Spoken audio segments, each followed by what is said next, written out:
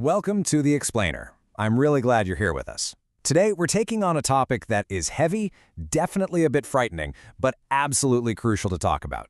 We are unpacking the reality of a pancreatic cancer diagnosis.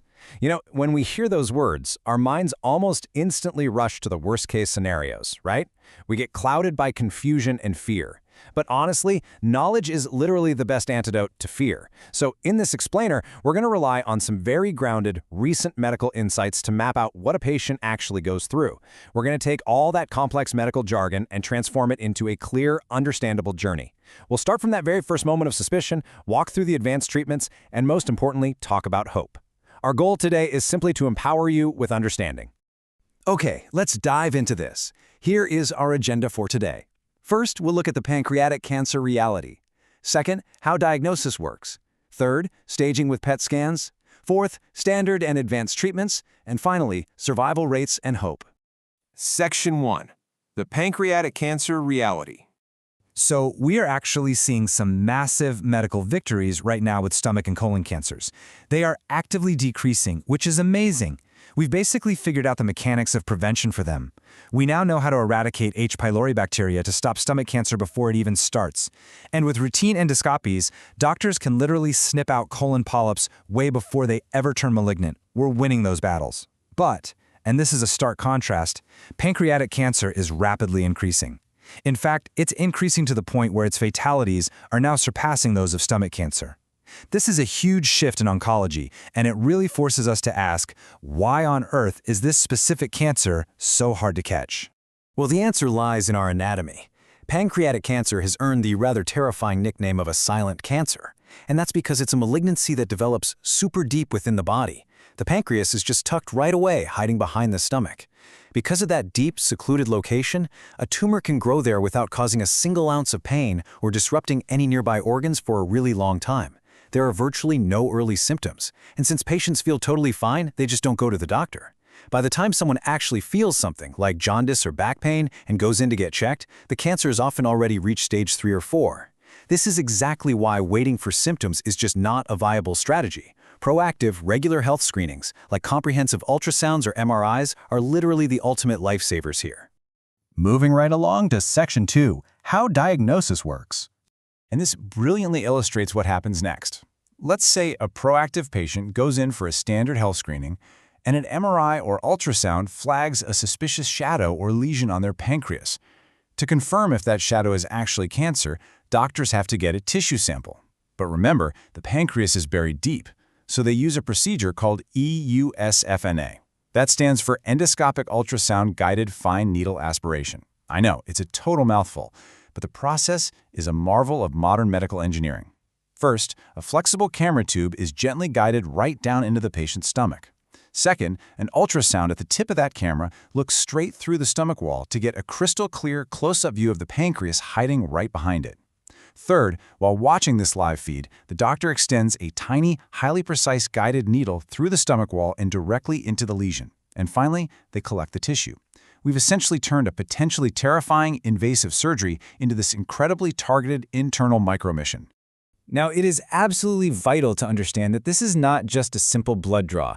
EUSFNA is a major, highly complex procedure. Doctors are navigating instruments through internal organs. Because of this, getting an accurate diagnosis relies heavily on having state-of-the-art equipment and incredibly skilled expert medical teams. Not every local clinic is set up to do this. So if a suspicious lesion is found, one of the absolute most critical decisions a patient and their family must make is to immediately seek out a specialized, well-equipped hospital that performs these advanced biopsies all the time. The quality of that initial diagnosis really sets the foundation for everything that follows. All right, Section 3. Staging with PET scans. Once that tissue is tested and a diagnosis is confirmed, well, we know the enemy is there, but we urgently need to know its exact footprint. This is where the PET scan comes in. It acts as the ultimate compass for the entire treatment journey. See, while an MRI or ultrasound is great for looking specifically at the pancreas, a PET scan actually maps the entire body. It uses a safe, radioactive sugar tracer. And because cancer cells are so hungry and active, they just gobble this sugar up. When the patient goes through the scanner, any cancer cells in their body literally light up on the monitor. This tells the medical team precisely what stage the cancer is in. Has it stayed contained in the pancreas, or has it moved to the liver, or maybe the lungs? The results of this full-body map dictate every single surgical and medical step that happens next. Section 4. Standard and Advanced Treatments. Now, what's really interesting about this slide is how clearly the standard treatment pathways are mapped out based on that staging data. If a PET scan shows stage 1 or 2, which means the cancer was caught early and is still localized, the primary attack is surgical removal. That's then followed by chemotherapy just to sweep up any microscopic rogue cells left behind. But if the cancer is stage 3 or 4, meaning it's already spread or maybe wrapped around major blood vessels, surgery is generally off the table. The main line of defense then becomes systemic chemotherapy. And the good news is, this is now increasingly being supported by immunology and radiation therapies to really hit the cancer from multiple angles at once. But what happens if standard chemotherapy just isn't working, or if it stops working over time? Well, medicine doesn't just give up, it gets smarter. Doctors will pivot to something called genetic panel testing. They literally look at the DNA of the cancer itself to find its specific, unique weaknesses. And there are two incredible ways they do this today. Option 1, if the patient had surgery, they can test the actual removed tumor tissue.